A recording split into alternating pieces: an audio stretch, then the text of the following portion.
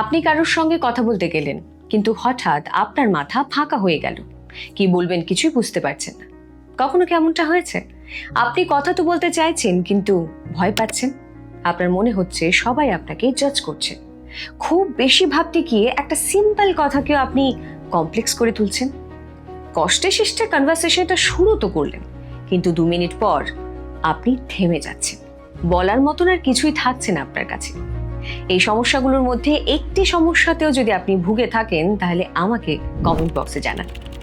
এই সমস্যাগুলো একা আপনার হচ্ছে না, এই পৃথিবীর প্রায় হাজার হাজার মানুষ সেম প্রবলেমে ভুগছে। আসলে এই সমস্যাগুলো কখনোই আপনার পার্সোনালিটিকে ডিফাইন করতে পারে না, কারণ এইগুলো হচ্ছে ছোট ছোট কিছু বদ অভ্যেস যা আমরা আমাদের অজান্তে গ্রহণ করেছি, সেগুলো আত্মস্থ করেছি। কিন্তু মজার ব্যাপার হলো, সিম্পল কিছু স্কিল যদি আমরা ডেভেলপ করতে পারি, তাহলে এই অভ্যেসগুলোকেও বদলানো সম্ভব। কখনো কি এমনটা হয়েছে আপনার সঙ্গে?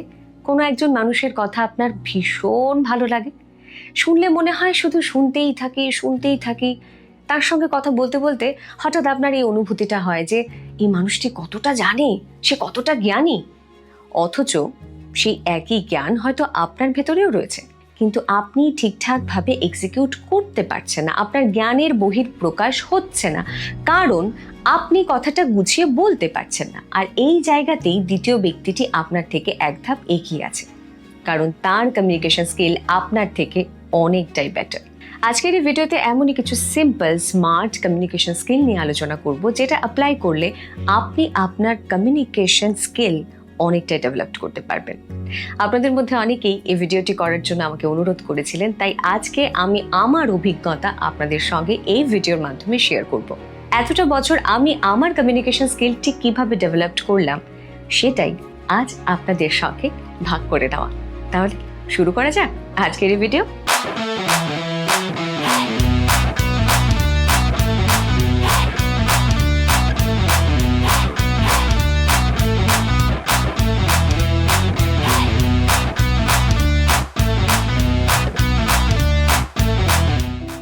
আজ আপনাদের একটা গল্প বলি, যদিও এটা গল্প নয়, আমার এক বন্ধুর বাস্তব জীবনের অভিজ্ঞতা, সেটাই শোনাবো। রাহুল আমার স্কুল, কলেজ, ইউনিভার্সিটির একজন ভালো বন্ধু। সে ছিল ভীষণ মেধাবী ছেলে, লেখাপড়ায় অত্যন্ত ভালো ছিল। কিন্তু তার একটা সমস্যা ছিল। সমস্যাটা হচ্ছে সে খুব কম কথা বলতো। সে ঠিকঠাকভাবে মনের কথা এক্সপ্রেস করতে পারতো না। আমাদের বন্ধুদের গেট টুগেদারেও সে মোটামুটি চুপচাপই থাকতো, খুব কম কথা বলতো। তো তার জীবনে একদিন একটি ভালো চাকরির অফার আসে। আপনাদের হয়তো মনেই হতে পারে, এত মেধাবী ছেলে চাকরিটা পেয়েই গেছে। আগে না, তার এই প্রথম চাকরি, এত ভালো অপরচুনিটি হাত থেকে বেরিয়ে গিয়েছিল। বরং তার জায়গায় চাকরিটি পেয়েছিল আত্রেয়, রাহুলেরই বন্ধু, তবে রাহুল থেকে মেধায় অনেকটা নিচে, মানে অনেকটা কম মেধাবী।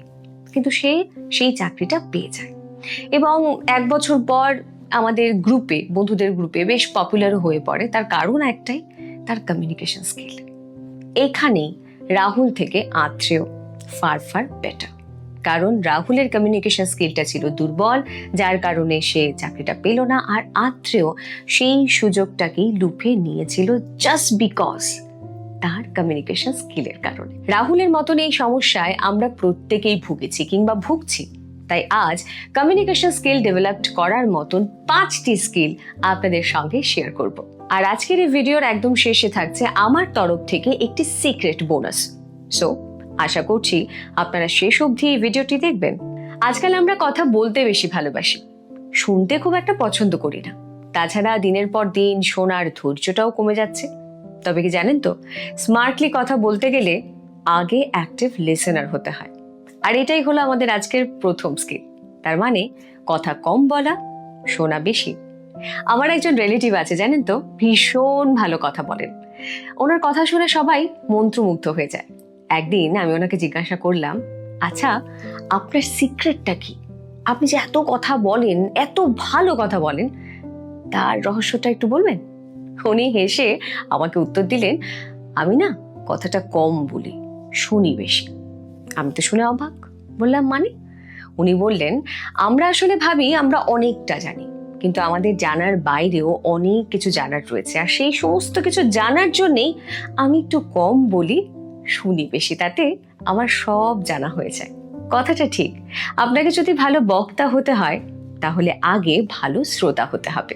ভালো শ্রোতা তো তৈরি হলেন, কিন্তু তারপর খানিকটা পজ নিতে শিখুন, মানে বিরতি। কথা বলার সময় তাড়াহুড়ো করবেন না।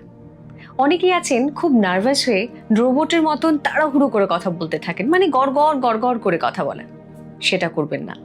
একটা ছোট্ট উদাহরণ দিচ্ছি। আপনার সঙ্গে কথা বলে খুব ভালো লাগলো, আপনার সঙ্গে কথা বলে খুব ভালো লাগলো, এই দুটো লাইনের মধ্যে তফাৎটা বুঝতে পারলেন তো? একটি লাইনে আমি খুব তাড়াহুড়ো করে কথা বলেছি, যেটা অর্ধেকটা আমি নিজেই বুঝতে পারিনি, আপনারা কি বুঝবেন? আরেকটা লাইনে ছোট ছোট ছোট ছোট পজ দিয়ে তারপর কথা বলেছি। এটাই হয়, যারা স্মার্টলি কথা বলেন তারা এরকম ছোট ছোট ছোট ছোট পজ ব্যবহার করে কথা বলেন। এতে কি হয়, এই ছোট ছোট পজগুলো আপনাকে চিন্তা করার সময়টুকু দেয়। তার ফলে ভুল শব্দ বা ভুল কথা বেরিয়ে যাওয়ার সম্ভাবনা অনেকটাই কমে যায়। আর তারই সঙ্গে আপনার কথার ওজনটাও কিন্তু বাড়ে। তাই সেই কারণে চেষ্টা করবেন কথার মাঝখানে ছোট ছোট পজ নিতে। আর হ্যাঁ, একটা বোনাস টিপস দিয়ে রাখছি, কথা বলার সময় একটুখানি ভয়েসটা লো করে কথা বলবেন। এতে বেশ একটা গাম্ভীর্য ব্যাপার চলে আসে সবার কাছে, আপনার সে কথা বেশ গ্রহণযোগ্য হবে। হ্যাঁ জানি ভিডিওটা একটু লম্বা হচ্ছে, তবে ভিডিওটা অত্যন্ত গুরুত্বপূর্ণ। লম্বা হলেও শেষ অবধি দেখার চেষ্টা করবেন। কথা বলার মাঝখানে পজ নেওয়ার পাশাপাশি আরও একটা বিষয় শিখতে হয়। সেটা হলো, কারোর সঙ্গে কথা বলতে গেলে তাকে ওপেন এন্ডেড প্রশ্ন করতে হয়। যেমন ধরুন, আপনি কারোর সঙ্গে লিফটে রয়েছেন, আপনি তাকে প্রশ্ন করছেন, কেমন আছেন? সে উত্তর দিল, ভালো আছি। ব্যাস, শেষ। পুরো লিফট জুড়ে একটা অস্বস্তিকর নীরবতা। কারোর মুখে আর কোনো প্রশ্ন নেই, কোনো উত্তর নেই, কোনো কথা নেই। এই কেমন আছি প্রশ্নের পরিবর্তে আপনি কিন্তু তাকে প্রশ্ন করতে পারেন, আচ্ছা আজ আপনার দিনটা কেমন গেছে? কিংবা প্রশ্ন করতে পারেন, আপনি যে কাজটা শুরু করেছেন এটা ঠিক কিভাবে শুরু করলেন? দেখবেন তিনি আপনাকে অনেক কিছু বলছে, তার উত্তর দেওয়ার স্পেসটা অনেকটা বেড়ে গেল, সে অনেক কিছু বলার সুযোগ পেল এবং আপনি ভালো শ্রোতার মতন অনেক ইনফরমেশন গ্যাদার করতে পারলেন, যার ফলে আপনি কিন্তু একজন ভালো বক্তা হতেই পারছেন। ডেল কার্নেগি বলেছিলেন, একজন মানুষের কাছে তার নাম এই পৃথিবীর সব থেকে মধুর শব্দ। আপনি যখন কারোর সঙ্গে কথা বলবেন, চেষ্টা করবেন আপনার কথার মাঝখানে সেই দ্বিতীয় ব্যক্তিটির নাম ব্যবহার করতে। যেমন ধরুন, অপু, আপনার আইডিয়াটি দারুণ লেগেছে, কিংবা সিমরান, নাচ তোমাকে দেখতে অসাধারণ লাগছে, বাহ শ্যাম, তোমার এই কথা আমার আজীবন মনে থাকবে। আপনি যদি কারোর সঙ্গে কথা বলতে গিয়ে তার নাম বারবার ব্যবহার করেন আপনার কথার মাঝখানে, তাহলে সেই ব্যক্তিটি আপনার প্রতি আরেকটু ইন্টারেস্টেড হবে, আপনার কথার প্রতি, আপনার অ্যাপ্রোচের প্রতি, আপনার বডি ল্যাঙ্গুয়েজের প্রতি আরেকটু বেশি অ্যাট্রাক্টেড হবে।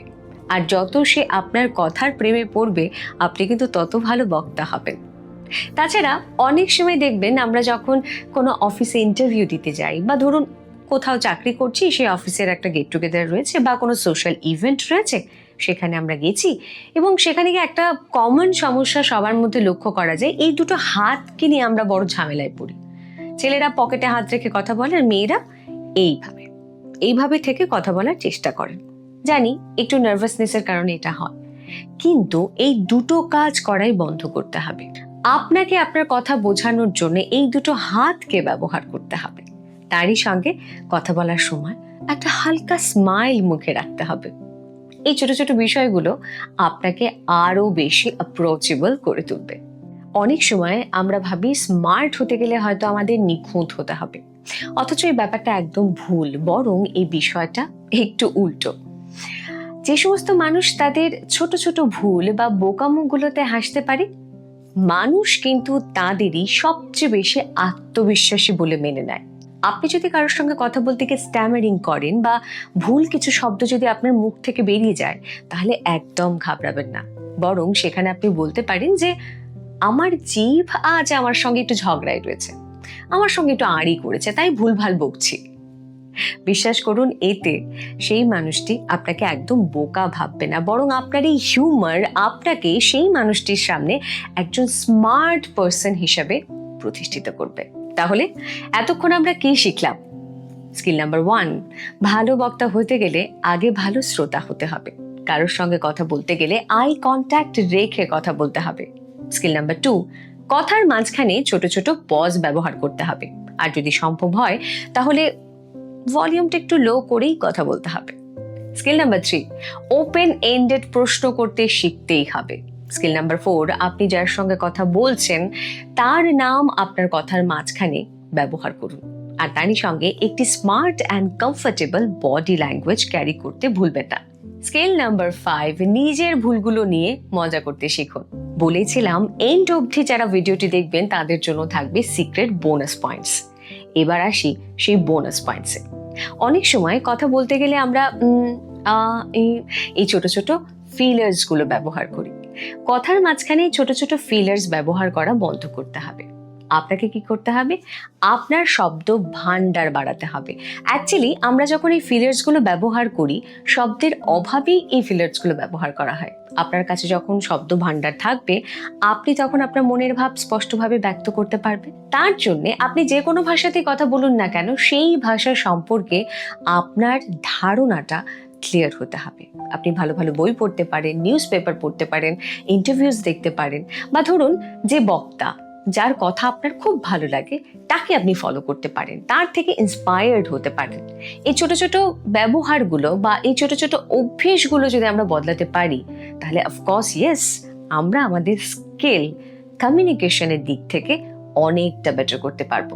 আজকের মতন ভিডিও এন্ড করার সময় চলে এসেছে। কেমন লাগলো আজকের ভিডিও জানাতে ভুলবেন না। আর তারই সঙ্গে এতগুলো স্কিলের মাঝখানে আপনার কোন স্কিলটি বেশি পছন্দ হয়েছে সেটাও কিন্তু আমাকে লিখে পাঠাবেন। আর হ্যাঁ, অফকোর্স আপনাদের যদি কোনো সাজেশন থাকে সেটাও খোলা মনে আমাকে জানান। তাহলে পরের ভিডিওতে দেখা হচ্ছে। তবে হ্যাঁ, আর যে সুনন্দার ইউটিউব চ্যানেল সাবস্ক্রাইব করতে কিন্তু ভুলবেন না। দেখা হচ্ছে তো পরের ভিডিওতে।